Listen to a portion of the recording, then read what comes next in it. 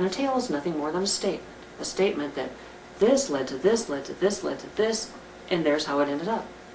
So an early storyteller would be able to say, okay, I'm going to tell you about this situation, that if you start here and you take this series of steps, you end up there, and it's a good thing or it's a bad thing to be there.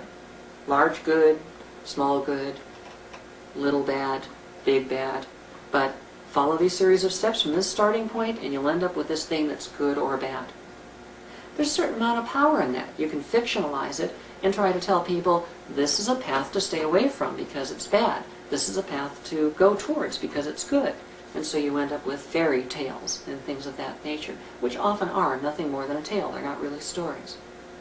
But what kind of power could you get? What kind of power could you get if you were able to expand that and say, this is not just true for this particular case, but it's true for all such similar cases? In other words, if you start from here, no matter what path you tried to take based on this particular problem you started with, it wouldn't be as good or it wouldn't be as bad as the one that I'm showing you.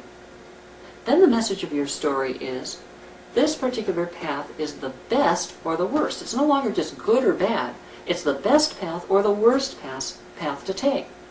Now that has a lot more power to it, because now you're telling everyone else, exclude any other paths, take only this one if you find yourself in this situation, or if you find yourself in this situation, no matter what you do, don't do that. That has a lot more power to manipulate an audience. But because you've only shown the one path, but you say it's better than any others, you're making a blanket statement. And an audience won't sit still for a blanket statement. They'll cry foul. They'll at least question you. So if the caveman is sitting around the campfire and he says, this is the best of all possible paths that I've shown you, the audience is going to say, hey, wait a minute, what about this other case? What if we tried this, this, and this? And then if the author actually was able to prove his case, to successfully argue his point, then he'd be able to say, well, in that case, such and such and such and such and such and such, and you can see why it would end up being not as good or better than this path that I'm touting. Another person brings up another one and says, what about going down this way and trying that? And then if the point can be well made, then the storyteller, the caveman, is able to say, well, in that case, such and such and such and such, and you can see the point that I made, the blanket statement, is still true. Well, eventually, either something will be found that is better than what the author was proposing, or the author will be able to stick it out and counter all of those rebuttals and convince the audience, yeah, that's the case. Now, you won't have to counter every potential different way of doing it when you're telling the story live, because the audience will only come up with a certain number of them before they're satisfied that the alternatives they think are most important to look into have been adequately addressed. But the moment that you record the art form, the story, the moment that you put it into a song ballad or a stage play or a motion picture or a book, as soon as that happens, you're no longer there to counter the rebuttals. And you also don't know what rebuttals will come up. So if somebody looks at your story as a movie in the theater, and they see that some pathway they think ought to be taken wasn't even suggested, then they're going to feel that you haven't made your case, because maybe that would have been a better path, for example. So what do?